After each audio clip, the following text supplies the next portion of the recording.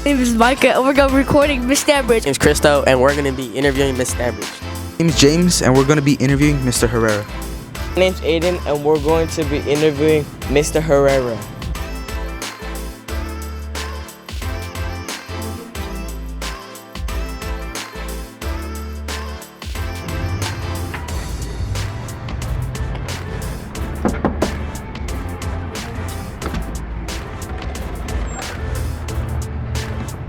What's your name? My name is Alejandro Herrera. Okay. What grade do you teach? I teach 8th grade English at Delta Sierra. What led you here to Delta Sierra? Ooh, that's a great question. I moved to Stockton a few years ago from the Bay Area, and I was just looking at the different schools in the area. And when I found Delta Sierra and met Mr. Watson and Miss Sagoon, who no longer teaches here, it felt like a good feeling. And just asking questions about the school, the teachers and the students, it felt like a place I wanted to be at. Why are you so passionate about teaching? Ooh, that's an excellent question. I think that comes from different parts of my life. Growing up, I always liked looking after my younger cousins and other kids in the neighborhood, organizing games or helping them with the homework or just playing around. So I think that part of me likes working with and organizing young people, and that never went away. I never really liked a lot of attention in school, but when I was in high school, I had a couple English teachers who really inspired me and made me love writing and see it in a different way. And they made me want to become an English teacher. So I get really excited about reading books that I love, sharing them with others. I get really excited about communication through writing, and one of my favorite things is watching young writers grow and hit their goals as they learn how to communicate and make their own writing voice. So that's something that has always excited me.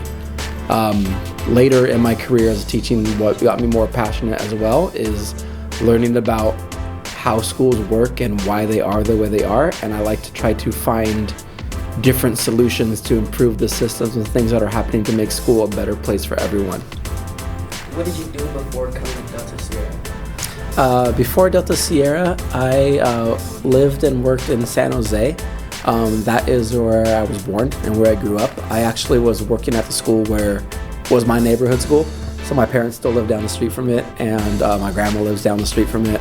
I worked with staff members and teachers there to help kind of improve the school programs. And that was a lot of fun. And I was teaching in San Jose for maybe 12 years. So I worked in 2 different middle schools there before coming to Delta Sierra. What's it like working my job every day? Wow, I think that the answer to that question changes every year. Sometimes it changes every quarter, really. I think at the heart of it, what it's really like is I get to see people I care about and love every day.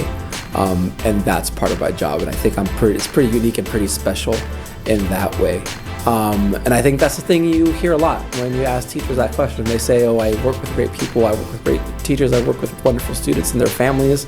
And I think that is true for all of us. Like, that is great to be around curious and positive people. I think what you don't always hear about is, though, like, when you do something that you care so much about and something that requires so much attention, like our students deserve the best. And when you try to give your best every time, it wears you down and you get tired. And there are days where I am exhausted, and there are days where I go home and I immediately get into my bed and go to sleep.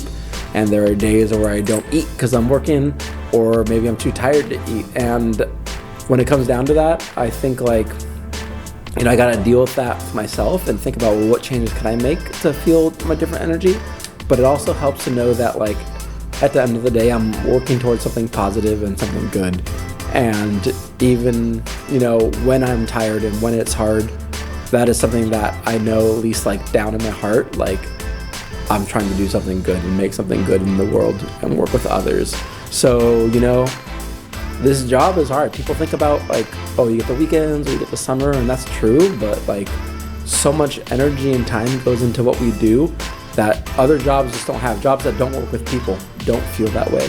So I think like people forget that, you know, this is the job of love, but also it's so hard and it takes so much time and so much energy, and teachers got to remember how to take care of themselves. Just like students, you know, you all come here every day and you work so hard and you're asked to do a million different things in different classrooms, and that's hard work.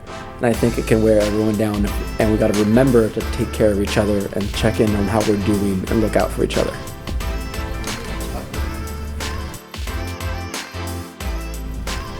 What are the biggest challenges that you have faced as a teacher? Ooh, I mean, I think the day-to-day thing is just there's not enough time to do everything I want to do, and there's not enough time for me to feel like I can be the best teacher I should be for my students. I think teachers get asked a lot, and I think what they get asked gets changed up all the time, so it's like we don't always get time to focus on the one thing we're trying to focus on. It always switches up. I think there are those other challenges that we don't always talk about or know about. Like I mentioned in another question you asked, like what's it like working here every day? And part of that is, you know, it's hard, all the energy and the rest, especially when everyone's trying so hard to do their best. I think another hard thing about being a teacher is that there are things that we can't control that happen being part of, you know, as being part of life. I've had students who have lost their lives in the middle of the school year. I've had teachers who have lost their lives in the middle of the school year, and those are things that impacted me, and they were very hard and still are hard. And those people, I think about them every day. Their pictures are on my desk and on my wall, and it's hard when you see lives get changed or harmed for things that we can't even control. And I think that's the hardest part. And being a teacher is almost 15 years now. I've met thousands of people in the community, and you know, you're going to experience tragedy and difficulty through that. That being said, being a part of a community, you know, we're there for each other, and when those things happen, we can come together and support each other. What is your favorite part in working here at Delta City? I mean, that one's easy. It's the people. Every year I meet students that make me laugh and make me think and make me work hard.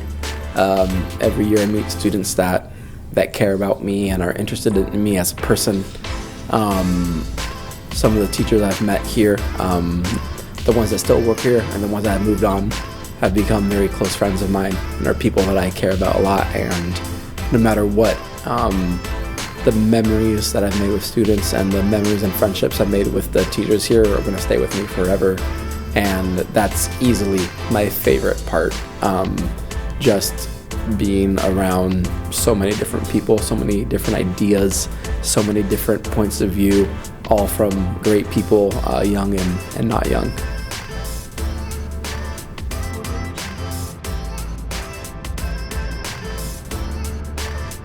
Thank you for doing this interview. Hey, thanks guys. That's actually like a lot of fun, and I got to think about some cool ways, so that put me in a good mood. Thank you, y'all.